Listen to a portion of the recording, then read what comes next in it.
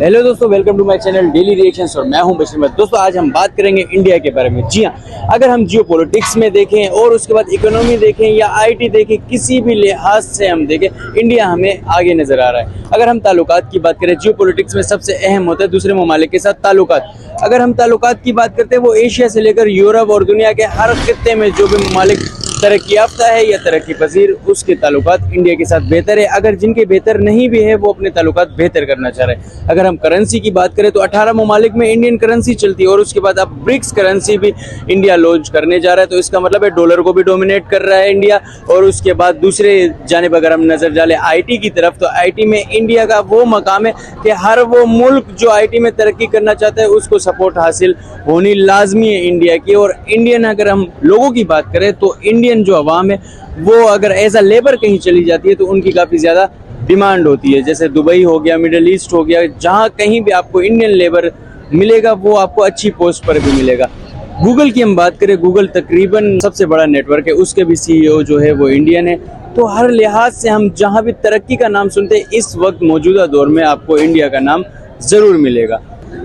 दोस्तों अगर हम साइबर की बात करें या डिफेंस की बात करें, हर लिहाज से इंडिया हमें आगे नजर आता है। इसका क्रेडिट हम उनके अवाम को दे सकते हैं, क्योंकि अवाम के चाहने से ही प्रेसिडेंट आते हैं। जमहूरियत जहाँ कहीं होती है वो अवाम उसमें खुद मुख्तार होती है। अवाम सेलेक्ट करती है अपने लीडर और उसके बाद उस लीडर पे डिपेंड करता है कि वो उस मुल्क को कहाँ तक लेकर जाता है। तो अवाम ने सेलेक्ट किया नरेंद्र मोदी को और नरेंद्र मोदी ने करके दिखाया।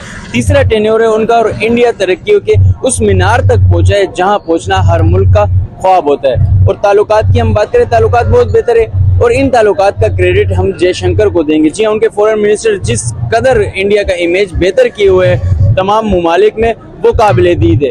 और उसके बाद अगर हम करेंसी पे आए, आईटी पे आए, उसके बाद डिफेंस पे आए या किसी भी लिहाज से हम अगर बात छेड़ते हैं तो हमें इंडिया ज़रूर नज़र आता है। तो दोस्तों इंडिया तरक्कियों के उस मीनार तक पहुँचा है जहाँ पहुँचना हर एक मुल्क का ख्वाब होता है, क्योंकि तरक्कियों के अंबार लगा दिए इंडिया ने। हर लिहाज से हर शोबे में इंडिया हमें आगे नजर आता है। अगर इंडिया कहीं नजर ना आए तो कोई ना कोई इंडियन आपको हर मुल्क में अच्छी पोस्ट पर, अच्छी जगह पर मिलेगा। इसी पर हम पाकिस्तानी पब्लिक रिएक्शन लेंगे कि पाकिस्तानी पब्लिक क्या समझती है, कि इसका क्रेडिट इंडियन अवाम को जाता है या उनकी गवर्नमेंट को जाता है। क्योंकि गवर्नमेंट के बगैर अवाम कुछ नहीं है, तो अवाम के बगैर गवर्नमेंट भी कुछ नहीं है। जमहूरियत की खूबसूरती ये है कि अवाम ही खुद सेलेक्ट करती है अपना नुमाइंदा, अपना लीडर। तो इसी पर पाकिस्तानी पब्लिक रिएक्शन लेंगे कि पाकिस्तानी पब्लिक क्या समझती है इस मुतल्लिक, अपनी राय क्या रखती है। लेकिन उससे कबल अगर आपने हमारे चैनल को सब्सक्राइब नहीं किया तो काइंडली हमारे चैनल को सब्सक्राइब कर दें और बेल आइकन को प्रेस करना बिल्कुल भी नहीं भूलिएगा, जिससे हमारी वीडियोस बर वक्त आप तक पहुंचती रहेगी। तो चलिए पाकिस्तानी पब्लिक रिएक्शन लेते हैं। अस्सलाम वालेकुम सर। वालेकुम सलाम। सर कैसे हैं? अल्हम्दुलिल्लाह। सर बताइएगा, जैसे कि इंडिया के बारे में अगर आपने सुना होगा, हर शोबे में हर लिहाज से वो बहुत ज़्यादा तरक्की कर रहा है। मौजूदा दौर में हम किसी भी मुल्क के ताल्लुकात की हम बात करते हैं, हमें ना चाहते हुए भी ऐसे पाकिस्तानी बहुत सारे जो इल्म नहीं रखते, वो कहते हैं कि इंडिया हमारा दुश्मन है या समथिंग एल्स। लेकिन हम तरक्की की बात करें तो ये कोई ढकी छुपी चीज़ नहीं है, हर लिहाज से हमें वो बहुत आगे नज़र आता है। तो आपको क्या लगता है इसकी वजह क्या है? देखिए, जिस तरह से आपने इंडिया के टॉपिक को छेड़ा है, पाकिस्तान में बहुत बड़ी बात होती है कोई इंडिया के बारे में बात करता है या पॉजिटिव बात करता है, तो आप ये पूछ रहे हैं कि इस तरक्की का जामिन आप किसको समझते हैं। तो सबसे पहली बात, इंडिया में जो सिविलियन सुप्रीमेसी की मैं क्रेडिट दूंगा कि वहाँ की आवाम जो है वो एक ऐसी पार्टी को सिलेक्ट करती है जो मुल्क के लिए खैर खा होती है। और मुल्क के लिए खैर खा जब उनको लगता है कि भाई हमें पब्लिक ने सपोर्ट किया है, पब्लिक ने वोट किया हमें, तो हमें पब्लिक को रिटर्न देना है। सही है। तो पाकिस्तान में बिल्कुल ऑपोजिट होता है। पाकिस्तान में जो पार्टी आती है वो आती तो मुश्किल आवाम की सपोर्ट से, लेकिन जब आ भी जाती है तो वो आवाम को भूल जाती है। यहाँ ऐसा सिस्टम है कि जब कोई बंदा किसी भी पार्टी से हो, वो जब सिलेक्ट होता है, MNA बनता है या MPA बनता है, तो उसके बाद उसको यानी कि कोई ये नहीं कहता कि भाई आप अपनी सीट नहीं भेज सकते। वो अपनी सीट इतनी आराम से, इतनी आसानी से भेज देता है कि जो जिस आवाम ने उसको वोट दिया होता है वो पूछ नहीं सकते बेचारे। तो सबसे पहली बात तो ये है कि वो जो वहाँ के जो लीडर है, यानी कि एक आम बंदा जो वहाँ का लीडर बनता है तो उसको ख्याल होता है। और दूसरी तरफ अवाम भी बड़ा हक अदा करती है इंडिया की, अगर हम बात करें, क्योंकि अवाम में भी जब नॉलेज आती है, जब शऊर आता है अवाम में, तो वो अपने हक के लिए पूछती है। तो हमारे यहाँ बदकिस्मती ये है कि हम पूछते नहीं है। अब मिसाल के तौर पर जो सोशल एक्टिविटीज होती है उसमें से अगर हम देखें आपका सोशल कैरियर कैसा है। अब पाकिस्तान में हम देखते हैं कि एक बंदा जब रोड क्रॉस का मामला आता है यानी कि ट्रैफिक सिग्नल का मामला आता है तो हम पाकिस्तानी बहुत कम लोग ऐसे होते हैं जो ट्रैफिक रूल्स को फॉलो करते हैं। जो बंदा ट्रैफिक रूल्स को फॉलो नहीं कर सकता वो आप क्या समझते हैं वो किस मुल्क को यानी कि रिप्रेजेंट कर सकता हो, यानी कि वो क्या हक रखता हो कि उसका मुल्क तरक्की करे। तो जाहिर सी बात है जब आप खुद ठीक ना हो तो आपको हुक्मरान भी ऐसे मिलेंगे।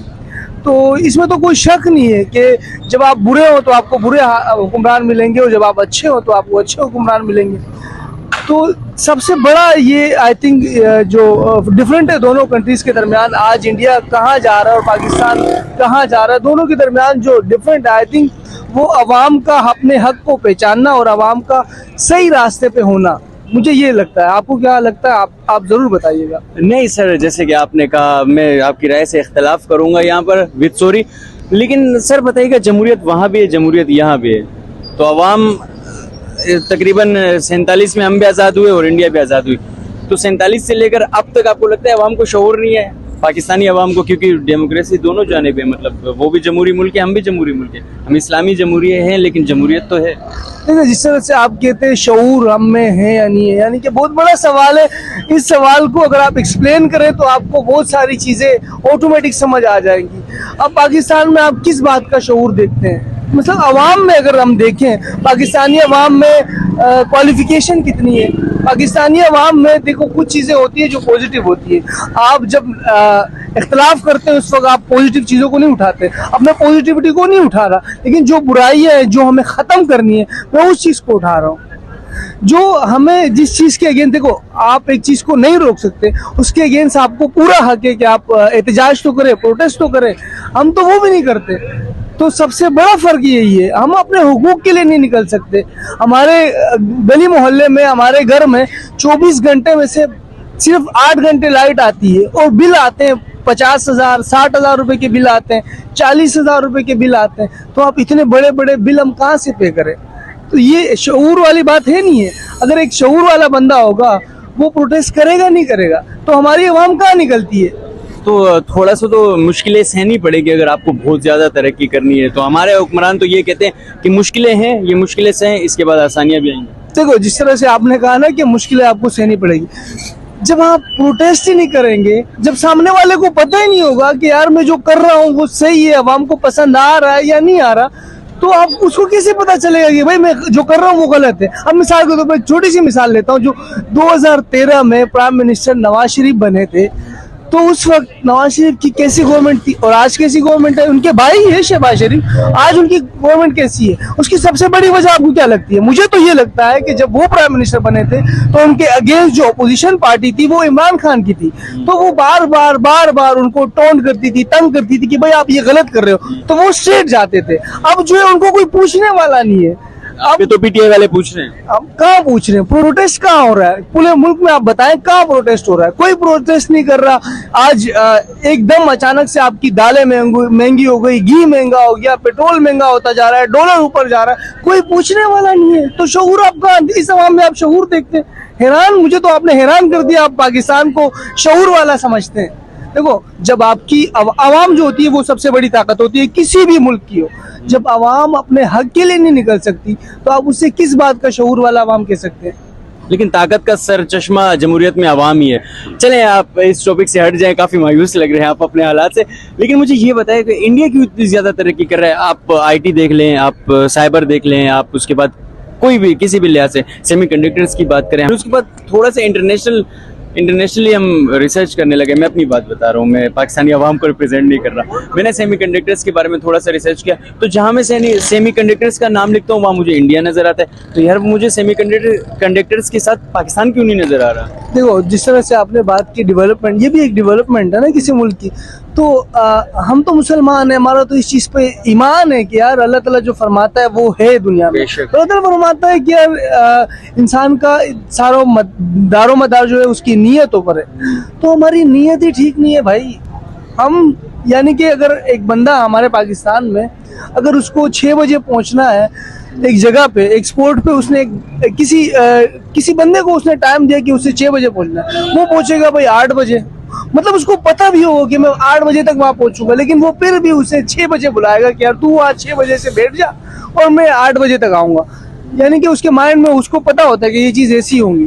तो जब एक बंदा झूठ के सहारे जी रहा है, यही अवाम, मैं सिर्फ एक बंदे उस बंदे को टारगेट नहीं कर रहा, ये हमारी अवाम की हालात है। मतलब हमारे सिचुएशन ही ऐसे हो चुके हैं, हम लोग क्या तरक्की करेंगे? हम लोग अपनी ये जात से निकलते ही नहीं है। अब इस चीज तरक्की करने के लिए सबसे पहला उसूल ये है कि आपको हार्डवर्क, आपको सच्चा बनना पड़ेगा, आपको ईमानदारी से काम करना पड़ेगा। क्या हम में ये तीनों चीजें हैं? एक बहुत बड़ा सवाल, में ये चीजें हैं नहीं। जब एक चीज हम में है ही नहीं तो हम क्या गिला शिकवा करें? सर वो काफी ज्यादा आपकी बातों से काफी ज्यादा ऐसा लगता है, कई जगहों पे मैं ये सोचने पर मजबूर हो जाता हूँ कि मैं आपकी राय से इख्तलाफ करूँ, लेकिन आप दूसरी बात ऐसी कर देते हैं कि मैं भी खामोश हो जाता हूँ। सर जैसे हम पाकिस्तान के हालात देखते हैं, पाकिस्तान में एक चीज तो सबसे इम्पोर्टेंट चीज है जो कि हो रही है, नहीं होनी चाहिए।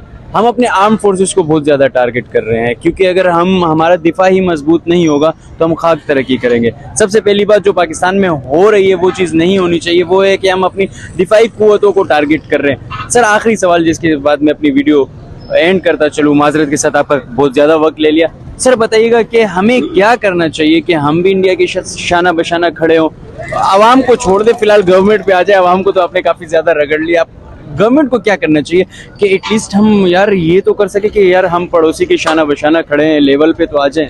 देखो, जिस तरह से आपने बात की ना कि हमारी जो गवर्नमेंट है, जो बड़े बड़े लीडर्स हैं, हमारे मिनिस्टर्स हैं हमारे, उनको क्या करना चाहिए? देखो, सबसे पहले तो गवर्नमेंट में आने वाले लोग कौन है ये हमें देखना चाहिए एक तरीके से। यानी कि जो बंदा जिस फील्ड में माहिर है उसे उस ओहदे पे अगर बिठाया जाए तो उस चीज़ की उसको नॉलेज होगी। हमारे में सबसे पहली बात ये है कि एक बंदा पढ़ता है, किसी मुशायरे की किताबें पढ़ता है, पोइट्री पढ़ता है, उसको आगे हम डॉक्टर का शोभा दे देते हैं कि आप डॉक्टरेट के एक्सपर्ट हैं और आप इस चीज़। तो जब आपका फील्ड ही जो ना हो, आप उस बंदे को उस फील्ड पे रख रहे हो आगे जाके, ये बाकी जो कंट्रीज हैं वो अपनी मदद आपके तहत ऊपर उठी है, लेकिन पाकिस्तान को अल्लाह ताला ने बहुत सारी चीज़ें ऐसी दी है जो गॉड गिफ्टेड है। पाकिस्तान में 4 मौसम है, दुनिया में बहुत कम ऐसे ममालिक हैं जहाँ 4 मौसम होती है। पाकिस्तान में इतने फ्रूट्स हैं, इतनी चीज़ें हैं, मतलब मैं वो 4 मौसम भी माजरत के साथ क्लाइमेट चेंज का शिकार होती जा रही है। तो जाहिर सी बात है जब आप इस चीज़ का ख्याल नहीं रखेंगे तो जाहिर सी बात है वो चीज़ तो ख़त्म ही होंगी। तो बिल्कुल ऐसा ही हुआ। पाकिस्तान तो अल्लाह ने बहुत अच्छी जगह पे रखा है, लेकिन क्या करें, पाकिस्तानी अच्छे नहीं है तो क्या कर सकते हैं। होप फॉर द बेस्ट, अल्लाह करे हमारे मुल्क के हालात बेहतर हो। Sir thank you so much. तो दोस्तों ये थे पाकिस्तानी पब्लिक रिएक्शन जो हमने आप तक पूछा है। उम्मीद है वीडियो आपको पसंद आएगी। मज़ीद ऐसी वीडियोस देखने के लिए आपसे रिक्वेस्ट है, अगर अब तक आपने हमारे चैनल को सब्सक्राइब नहीं किया तो काइंडली हमारे चैनल को सब्सक्राइब कर दे और बेल आइकन को प्रेस करना बिल्कुल भी नहीं भूलिएगा, जिससे हमारी वीडियोस बर वक्त आप तक पहुंचती रहेगी। इस टॉपिक से रिलेटेड भी आप कमेंट करके अपनी राय जरूर दे सकते हैं, अपनी राय दें, सपोर्ट करें। इसी के साथ मैं अपनी वीडियो का करता हूँ अख्तिताम। अल्लाह हाफिज़, अल्लाह।